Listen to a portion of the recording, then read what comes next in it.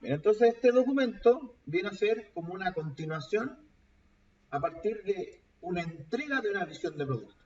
Alguien entregó una visión de producto y dijo, te vamos a pedir a ti, Software Factory, que hagas este desarrollo, que hagas este software, pero resulta que para poder hacerlo necesito llegar y crear un elemento formal que es de análisis preliminar para poder uno concretar este software en diferentes tipos de modelos que permitan entenderlo.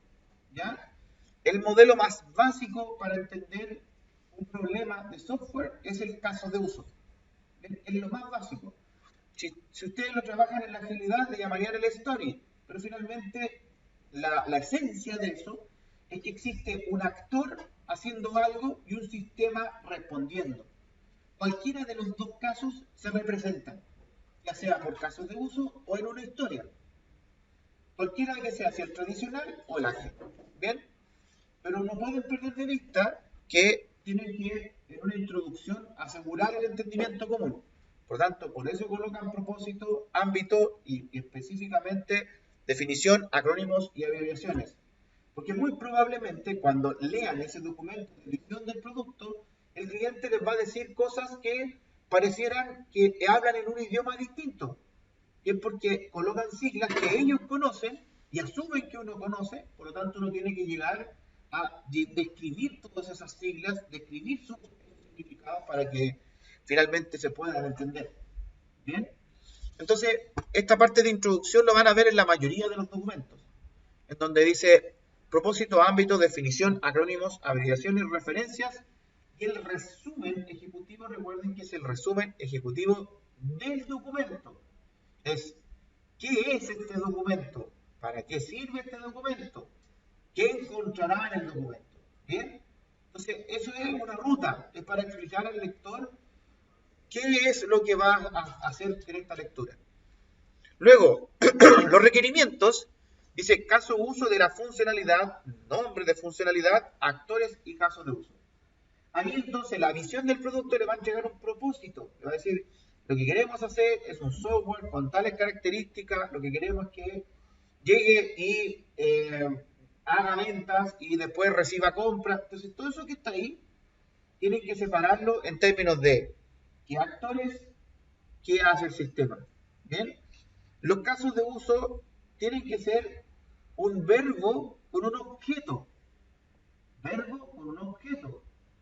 Dicen, quiero hacer una venta, es ingresar venta o registrar venta. Verbo, objeto. Venta es el objeto intangible. Registrar es el verbo. ¿Bien? Entonces los casos de uso van a ser un conjunto de muchos casos que van a estar con un verbo objeto. Y van a estar unidos a un actor que es el que efectivamente hace ese trabajo. Y los actores van a tener de dos tipos. Uno que hace el trabajo, el otro que le interesa observar ese trabajo, como un administrador, un encargado. Pero si alguien está vendiendo, es el vendedor. Pero si hablamos de quién es el que le interesa que el personaje venda, es el administrador. Entonces, pensando, los actores son dos. Un actor que hace el trabajo y otro actor que le interesa observar lo que está haciendo. ¿Ven? Entonces ahí se van a encontrar con esos casos. Luego, en la parte acá de análisis preliminar, dice modelos de análisis de arquitectura actual. Esto es que por lo general los clientes ya tienen algo hecho. Entonces lo que tienen que hacer ustedes es un levantamiento. Tienen que observar, ir a ver los servidores o tener cuentas para acceder a esos servidores y levantar un diagrama que represente la situación. Las arquitecturas se levantan con diagramas específicos. El diagrama específico de esto lo voy a colocar como un comentario. El diagrama específico de una arquitectura, lo voy a colocar aquí en el era control clic, ahí. Este diagrama específico generalmente ahí se le llama diagrama de despliegue. ¿Bien? Diagrama de despliegue. despliegue. El diagrama de despliegue tiene unas cajitas. Vamos a hacer aquí una pequeña representación. Vamos a hacer unas cajitas. Draw.io.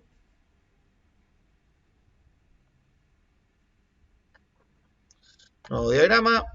Y le vamos a llamar diagrama de despliegue, el DD. Crear. Y vamos a dejar aquí en el...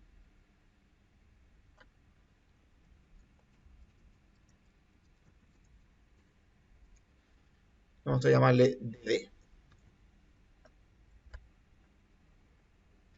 El diagrama de despliegue, el principal elemento que tiene es el host. Estamos hablando a un nivel de algo que tiene IP. Entonces acá uno dice, bueno, ¿cuál es la arquitectura actual? Si existiese software anteriormente, se coloca en la parte donde dice UML, inmediatamente se sitúa donde sale un bloque, block. Este bloque que está acá es el que va a representar una IP. Póngase usted 192.168.0.101. Bien. Estamos diciendo que en ese IP hay algún software.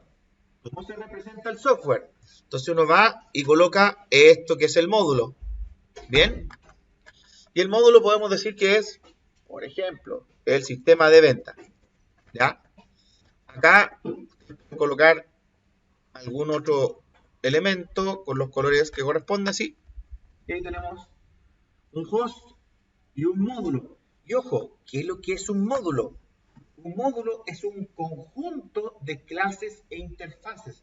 Son varios software entre medio. El módulo contiene muchas cosas. Podría ser la administración de venta, el registrar venta, crear informes. Hay muchas cosas ahí. ¿Bien? En ese diagrama de despliegue. Entonces, ahora, ese diagrama de despliegue probablemente pueda que tenga algún elemento para poder llegar y conectarse a persistencia. ¿Ya? O sea, uno podría decir, está en otro host distinto. Uno puede decir, esto está conectado a una base de datos. ¿Dónde está la base de datos? Está en otra IP. 168.0.102, suponiendo. Ahí está la base de datos. Y esa base de datos, vamos a colocar acá un pequeño tubito en donde represente esto. Ahí está. Y ese tubito que está ahí le vamos a llamar MySQL. ¿Ya? Vamos a decir, mira, la venta se conecta a MySQL. Pero ojo, generalmente cuando uno está trabajando en un diagrama de despliegue, tiene separado el software de los servicios de la base de datos. Uno separa responsabilidades. Entonces dice, mira, como buen ingeniero de software, nos damos cuenta que además de esto existe un elemento intermedio que es el que orquesta todo esto, ¿ya? Y ese elemento intermedio se llaman APIs. Entonces acá vamos a decir que tenemos un componente que le vamos a llamar aquí, un componente que le vamos a llamar como servicios. Esos servicios están vía HTTP. Entonces, vemos acá, conectamos a esta venta con este servicio, le sacamos esta flechita, así, aquí, le sacamos esta flechita y colocamos vía qué cosas se están comunicando. Acá, la forma en que se comunican la venta, vamos a suponer que es una venta web, y la API es vía HTTP. Ahí, así, ustedes levantarían que efectivamente hay un módulo, un software de venta actualmente y que está conectando a ese servicio, y los servicios también se conectan a esta base de datos y se conectan vía, vamos a colocar acá otra conexión, ¿ya? Y le vamos a sacar esta flechita. Y vamos a decir que estos se conectan a través de TCP/3306. ¿Por qué TCP/3306? Porque el puerto donde vive MySQL es el 3306. Y la forma en que se van a comunicar es TCP/IP. ¿Se fija? Entonces, el diagrama de despliegue es de entendimiento común. Es para que uno pueda llegar y saber dónde están las piezas. ¿Bien? Ahora, esto es un esquema basado en IP, pero también se pueden encontrar, voy a colocar otro caso más, podrían encontrar con que los servidores también tienen DNS. Entonces acá podríamos decir que el venta le vamos a llamar web venta. Acá podríamos decir que el servicio se llama API venta. Podríamos decir que MySQL se llama Server BD, ¿ya? En donde podríamos decir que hay un registro de tablas de DNS en donde está descrito que web venta es el 192.168.0.101, donde está registrado API.venta en el 192.168.0.102, y el server BD está registrado en el 192.168.0.103. De esta manera, entonces tenemos descrito cómo son los DNS. ¿Bien? Entonces, se los pueden encontrar de las dos formas. Los pueden encontrar como IPs puras, porque así los tienen organizados los servidores, o se los pueden encontrar como DNS, con los nombres. ¿Bien? De esa manera, entonces, en el diagrama de despliegue, uno dice, perfecto, ya sé dónde voy a hacer software, en qué servidor, tengo los accesos. Puedo llegar y me dijeron, haga un pequeño módulo nuevo de venta. ¿Dónde se hace? Se hace en la IP 192.168.0.101. ¿Cuál es el DNS? El DNS es web venta. Y me conecto a ese servidor y puedo seguir haciendo diferentes módulos. Dependiendo del lenguaje de programación, incluso lo puedo conectar a mi editor. Le puedo decir Visual Studio, me conecta a este DNS y llega y descarga todo lo que está. Dice cuál es la estructura que tiene el proyecto. ¿Bien? Pero ese diagrama de despliegue es importantísimo, se levanta en la arquitectura actual. Eso es si es que tuvieran algo. ¿Bien? Ojo, si tuvieran algo.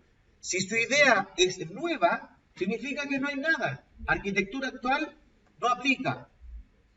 ¿Bien? En cambio, si ustedes van a un cliente y encuentran algo, tienen que hacer ese levantamiento y llegar a este diagrama para saber qué hay. ¿Bien? Ahora, el diagrama de despliegue, el de el otro documento, que sería el de análisis de arquitectura propuesta, si no hay nada, entonces sería lo que quieren hacer. Y es el mismo diagrama. En este mismo diagrama, supónganse que no había nada, y lo que quieren hacer ahora es esto. Entonces, esta sería su arquitectura propuesta para resolver esta problemática. Y les dirían a un cliente, necesito 3 servidores para que se quede balanceado. Un servidor que va a ser un servidor web, otro servidor que es de servicio y APIs, y otro servidor que es de backup. ¿Bien? Y ahí pueden armar la arquitectura propuesta. Luego, acá, si se fijan, hay un diagrama de despliegue del sistema. Muy probablemente, cuando ustedes describan esta arquitectura actual y la arquitectura propuesta, dice, describa brevemente la generalidad del modelo. ¿Cómo se podría describir? Tienen que saber cómo se va a comportar el sistema, qué capacidades tiene. Pónganse ustedes. Vamos a decir lo siguiente. Vamos a decir que el servidor web, el web venta, tiene que tener una capacidad de poder responder la web en menos de 3 segundos. Tiempo menos de 3 segundos. Que llamen a la página y después te devuelva eso en 3 segundos o menos. Este concepto que está acá se le llama tiempo de respuesta. Es una capacidad. Para tener ese tiempo de respuesta, tengo que saber también otros criterios. Oye, pero ese tiempo de respuesta ¿es para un usuario o es para 100 usuarios? Entonces también uno puede colocar otra cosa más. Puede decir concurrencia. ¿Cuántos van a conectarse acá? Vamos a decir que van a haber 100 usuarios. Entonces las características de 100 usuarios no son las mismas que de un usuario. Por lo tanto, este servidor tendría que tener igual configuraciones adecuadas. Los servidores, cuando ustedes los levantan, vienen por omisión, por defecto. Dicen, no, nosotros aceptamos hasta 52 conexiones. Y puede ser. Ustedes tienen que tener en cuenta si es que el servidor ya viene con esa configuración bien. Hay varias cosas que comprobar. Para eso uno tiene que tener clarito cuáles son las capacidades que quiere. La otra capacidad que también es bastante apetecida. Y si el servidor se cae, ¿se puede recuperar automáticamente? Y eso lo puede hacer solamente un elemento que se llama balanceador de carga. Entonces acá podemos decir que la capacidad es tolerancia a fallos. ¿Cómo se resuelve eso? Nosotros pescamos esto que está acá. Voy a crear otra arquitectura. Esta arquitectura le vamos a colocar antes de esto un pequeño tubito aquí, así, ahí, y vamos a colocarle como load balancer LB, y ojo, y este LB orquesta varias instancias de esto.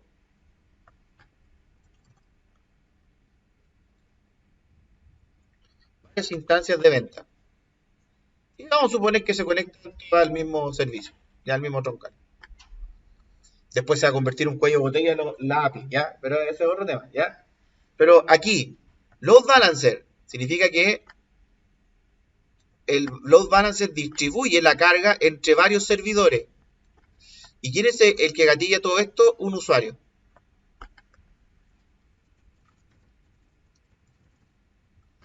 El usuario es el que hace ese trabajo. ¿Bien? Si se fijan ahí, aseguran el entendimiento común. Los usuarios, ¿a dónde van a acceder? A un balanceador de carga. Ese balanceador de carga, ¿qué es lo que va a hacer? Distribuir la carga. ¿Entre quiénes? Entre varias instancias del software web venta. Eso se le conoce, localmente, se le conoce como servidor de aplicación. ¿Bien? Que lo que hace es orquestar varias máquinas, como si fueran una sola, y la orquestan a través del balanceador de carga. Esto mismo se hace en redes. Ustedes tienen varias redes, varios routers, o varias líneas donde llega internet, para poder llegar y distribuir esa carga de manera efectiva, tienen que hacer un balanceador de carga de redes. ¿Se fijan o no? Hay varias cosas que son muy parecidas. Pero tienen que declarar en este esquema cuáles son las cosas mínimas que esperarían.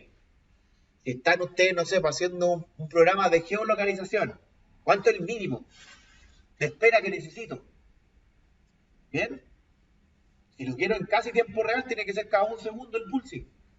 ¿Se fijan? Entonces ahí eso se declara. Las capacidades tienen algo en particular. Ustedes colocan al final habilidad y tienen una capacidad. Por ejemplo, ¿cuál es la capacidad para administrar? Administrabilidad. ¿Cuál es la capacidad para aprobar? Testabilidad. Todas estas cosas tienen que ver con un poco de eso. A excepción de tiempo-respuesta, rendimiento, concurrencia, que son distintos. La capacidad de crecer ante carga, escalabilidad. ¿Se fijan? Entonces, todas esas cosas van siendo el objetivo de la arquitectura. Entonces, este documento, si se fijan, después tiene otro que se llama diagrama de secuencia, escenario típico para la funcionalidad. El diagrama de secuencia está hecho específicamente para poder representar cómo se va a mover la parte difícil de su software. ¿Bien? Y los diagramas de secuencia también los pueden encontrar en Draw.io. Los van a encontrar aquí en el UML y fíjense que aparece algo así. Entonces uno puede decir, bueno, ¿cuál es mi flujo complicado dentro de la venta? Voy a suponer que lo complicado es pagar. ¿Bien? Suponer. Entonces vamos a generar aquí una instancia para hacer eso. Aquí está el actor. Y vamos a decir que este es el cliente.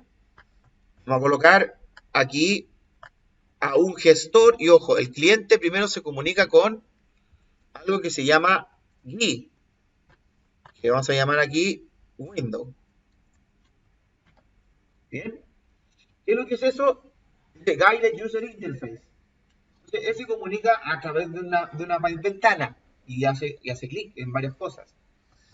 Pero el cliente lo que quiere hacer es que, ¿qué gatilló? Que se diera el tema de pagar.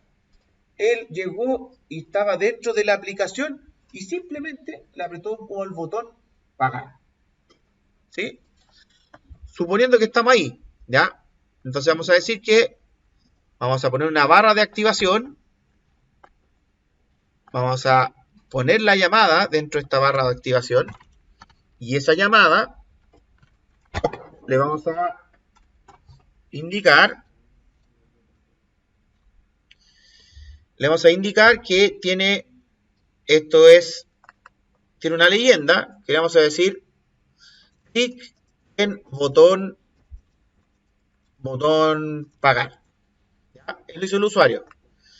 Ese clic en botón pagar debiera estar en el caso de uso. Ustedes relataron, dijeron, el usuario hace algo y el sistema responde algo. Entonces, ahí toman ese caso de pagar. Para pagar, ¿qué es lo que hace? Crea un objeto. Vamos a colocar aquí. Se crea un objeto que se va a llamar la clase pago. Le vamos a llamar a este objeto, le vamos a llamar PA. ¿Bien? Y esto ocurre así. Ahí se hace una flechita hacia el ladito. Bien, a ese PA. Ahí. Y luego aquí se le dice new pago. Bien, ese es un nuevo pago.